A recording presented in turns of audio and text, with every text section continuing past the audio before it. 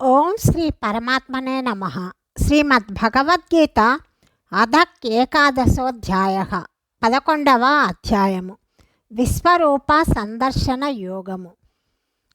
ఈ అధ్యాయం యొక్క శ్లోకాల తాత్పర్యం తెలుసుకునే ముందు ఈ అధ్యాయమునకు ఆ పేరెందుకు వచ్చిందో ముందుగా తెలుసుకుందాము.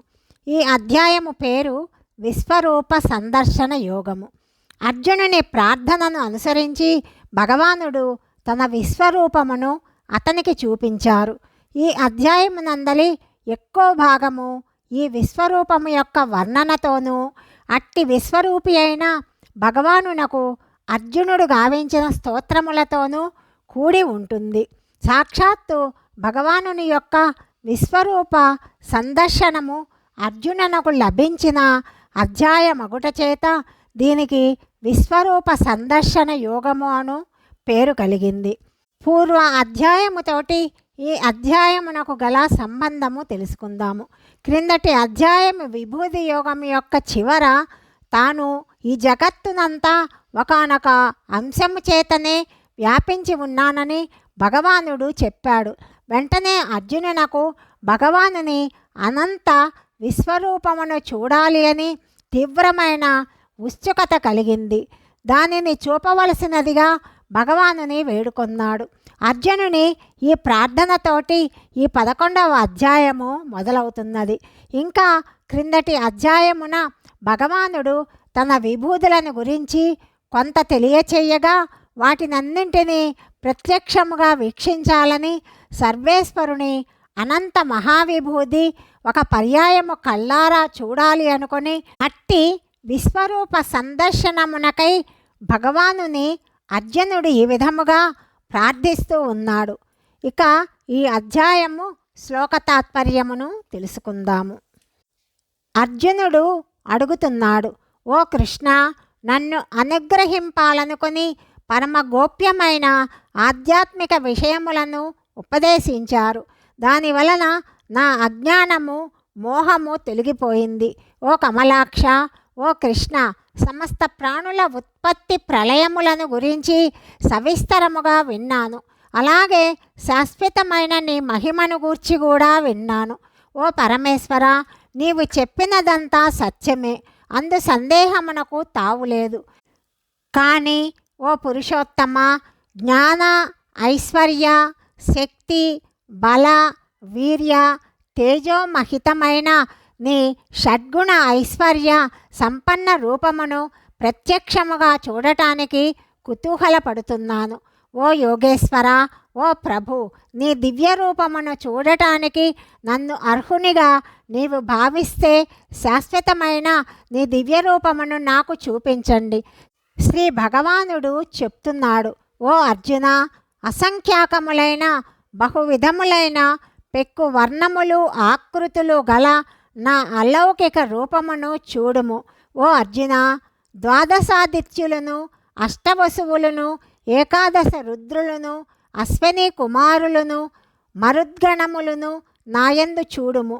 అంతేగాక ఇంకను మునుపెన్నడును చూచి ఎరుగని అపూర్వమైన ఆశ్చర్యకరములైన రూపములను చూడుము. ఓ అర్జున, నా ఈ రూపమునందు ఒకే ఒక స్థితమై ఉన్న సమస్త చరాచర జగత్తును చూడుము. అంతేగాక ఇంకనూ నీవు చూడదలుచుకొనిన వాటినన్నింటినీ చూడుము. కానీ ప్రాకృత చక్షువులతో నా ఈ రూపమును నీవు నిజముగా చూడజాలవు. ఈ చర్మ చక్షువులతో నా రూపమును నిస్సందేహముగా చూడలేవు. కాబట్టి నీకు దివ్య అలౌకిక దృష్టిని ప్రసాదిస్తున్నాను. ఈ దివ్య దృష్టితో నా ఈశ్వరీయ దివ్య యోగశక్తిని చూడుము. సంజయుడు చెప్తున్నాడు, ఓ రాజా, మహాయోగీశ్వరుడును పాపములను హరించువాడును అయిన భగవానుడు ఈ విధముగా పలికి అనంతరము షడ్గుణ ఐశ్వర్య సంపన్నమైన తన పరమ దివ్య స్వరూపమును అర్జునునకు చూపించాడు. అర్జునుడు చూసిన ఆ పరమేశ్వరుని విరాట్ రూపమునందలి ముఖములు అనంతములు, నేత్రములు అసంఖ్యాకములు, అందలి దృశ్యములు అద్భుతములైనవి. ఆ రూపము అనేక దివ్య ఆభరణ శోభితము. ఆ పరమేశ్వరుడు పెక్కు దివ్యాస్త్రములను చేతపట్టి ఉన్నాడు. దివ్యములైన మాలలను వస్త్రములను ధరించి ఉన్నాడు. ఆ దివ్య శరీరము నుండి దివ్య చందన పరిమళములు దిశ దిశలా గుబాళిస్తున్నాయి. ఆ రూపము సర్వ ఆశ్చర్యకరము, అనంతము, సర్వతోముఖము.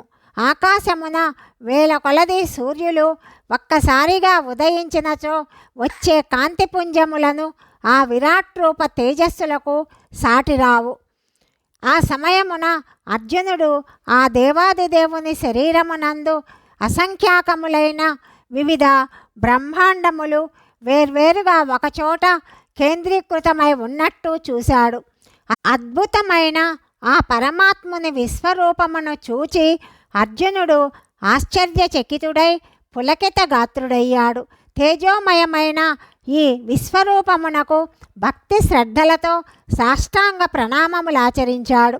తరువాత చేతులు జోడించి ఈ విధముగా చెప్తున్నాడు: ఓ దేవాదిదేవా, నీ విరాట్ రూపమునందు సకల దేవతలను, నానావిధ ప్రాణికోటిని, కమలాసనుడైన బ్రహ్మను, మహాదేవుడైన శంకరుని, సమస్త ఋషులను, దివ్య సర్పములను చూచుచున్నాను.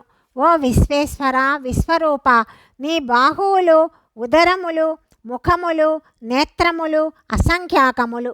నీ అనంత రూపము సర్వతోముఖముగా విలసిల్లుతున్నది. నీవు ఆది మధ్యాంతరహితుడవు. మహత్వపూర్వమైన నీ దివ్య రూపమునకు ఆది మధ్యాంతరములు తెలుసుకోలేకున్నాను.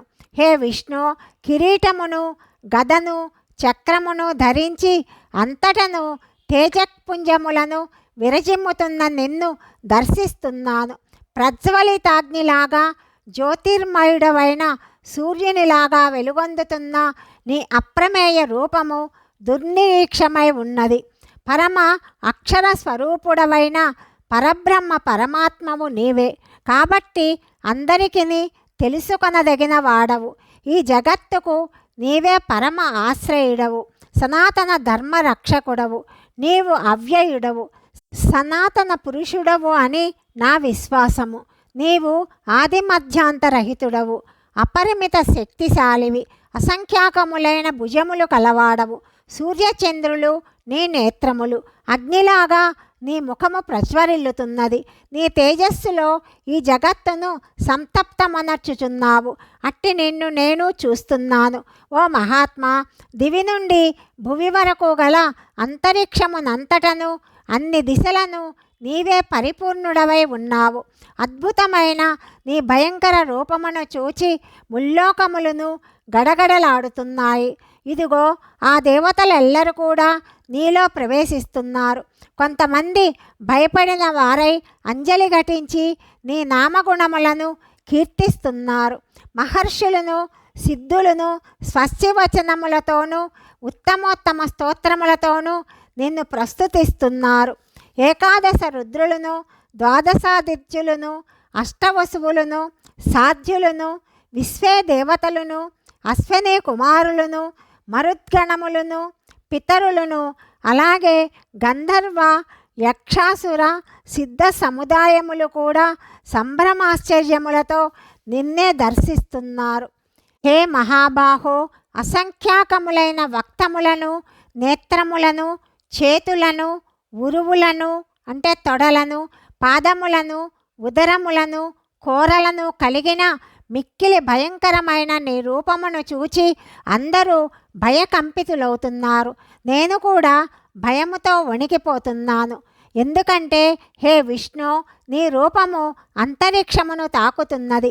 అది అనేక వర్ణములతో దేదీప్యమానమై వెలుగొందుతున్నది.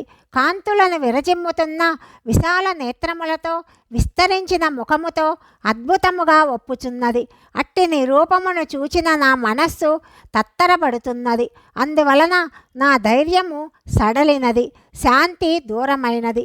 ఓ జగన్నివాస, కరాళ ద్రంష్టములతో, భయంకరమైన కోరలతో ఒప్పుచున్న నీ ముఖములు ప్రళయాగ్ని జ్వాలలలాగా భీతిగొల్పుతున్నాయి. వాటిని చూచిన నాకు దిక్కు తోచకున్నది. నెమ్మది అంటే శాంతి శూన్యమైనది. ఓ దేవేశ, ప్రసన్నుడవు కమ్ము.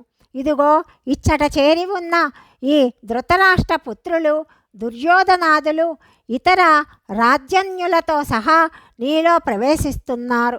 భీష్మ పితామహుడు, ద్రోణుడు, కర్ణుడు, అలాగే మన పక్షమునందలి ప్రధాన యోధులు అందరూ భయంకరములైన కోరలతో కూడిన నీ ముఖముల యందు అతి వేగముగా పరుగులు తీస్తూ ప్రవేశిస్తున్నారు. కొందరి తలలు కోరల మధ్య పడి నుగ్గైపోతుండగా వారు దంతములలో చిక్కుకొని వ్రేలాడుతున్నారు. అనేకములైన నదీనదముల ప్రవాహములన్నీ సహజముగా సముద్రమునకు అభిముఖముగా ప్రవహిస్తూ అందు ప్రవేశిస్తూ ఉంటాయి. అదే విధముగా ఈ శ్రేష్ఠులైన సమరయోధులు అంటే నరకలోక వీరులు కూడా జ్వలిస్తున్న నీ ముఖములందు ప్రవేశిస్తున్నారు. మిడతలన్నీయు మోహవశమున బాగుగా మండుతున్న అగ్నివైపు అతి వేగముగా పరుగెత్తి తమ నాశనము కోసము అందు ప్రవేశించి నశించినట్లుగా ఈ వీరులందరూ తమ నాశనము కోసమే అతి వేగముగా పరుగెత్తి నీ వక్తముల యందు ప్రవేశిస్తున్నారు. హే విష్ణు, ప్రజ్వరిల్లుతున్న నీ ముఖములతో సమస్త లోకములను అన్ని వైపుల నుండి కబళిస్తూ మాటి మాటికి చప్పరిస్తున్నావు. నీ ఉగ్ర తేజస్సులు అంతటా నిండి జగత్తును తరింపచేస్తున్నాయి. ఓ పరమాత్మ, నీకు నా నమస్కారములు. ప్రసన్నుడవు కమ్ము. ఉగ్ర రూపుడవైన నీవు ఎవరో దయతో నాకు చెప్పుము. ఆదిపురుషుడవైన నిన్ను విశదముగా తెలుసుకోవాలనుకుంటున్నాను. ఎందుకంటే నీ ప్రవృత్తి తెలుసుకోలేకుండా ఉన్నాను. భగవానుడు ఇలా చెప్తున్నాడు, నేను లోకములన్నింటినీ తుదం ముట్టించటానికై విజృంభించిన మహాకాలుడను.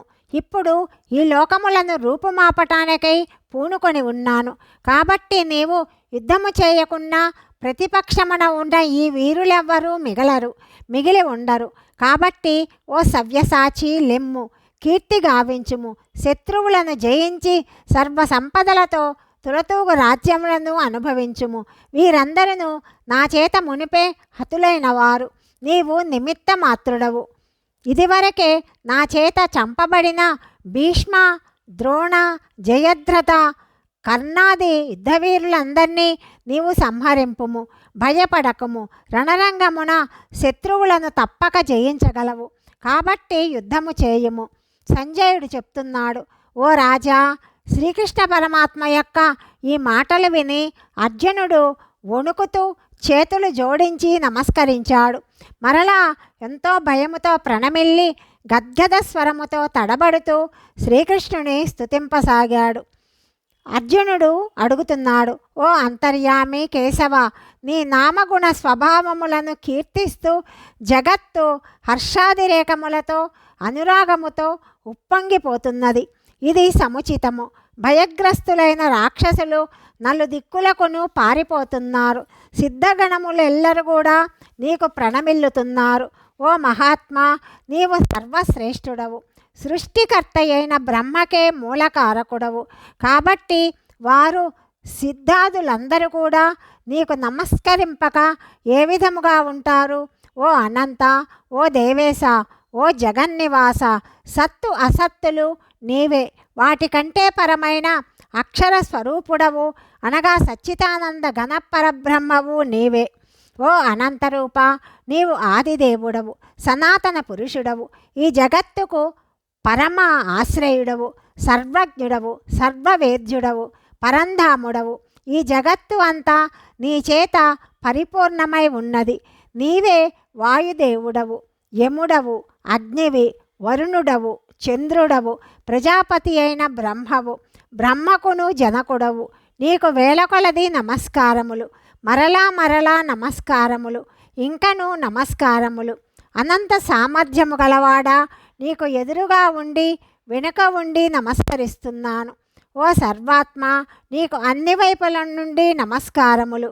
ఎందుకంటే అనంత పరాక్రమశాలివై నీవు జగత్తునంతా వ్యాపించి ఉన్నవాడవు. అన్ని రూపములు నీవే. నీ మహిమలు తెలియక నిన్ను నా సకునిగా భావించి చనువు చేత కానీ పొరపాటు వలన కానీ ఓ కృష్ణ, ఓ యాదవ, ఓ మిత్ర అంటూ తొందరపాటుతో ఆలోచింపక నేను నిన్ను సంబోధించి ఉన్నాను. ఓ అచ్యుత, విహార శయ్యాసన భోజనాది సమయములయందు ఏకాంతమున కాని అన్యసకుల సమక్షమున గాని సరసమునకై పరిహాసములాడి నేను నిన్ను కించపరిచి ఉండవచ్చు.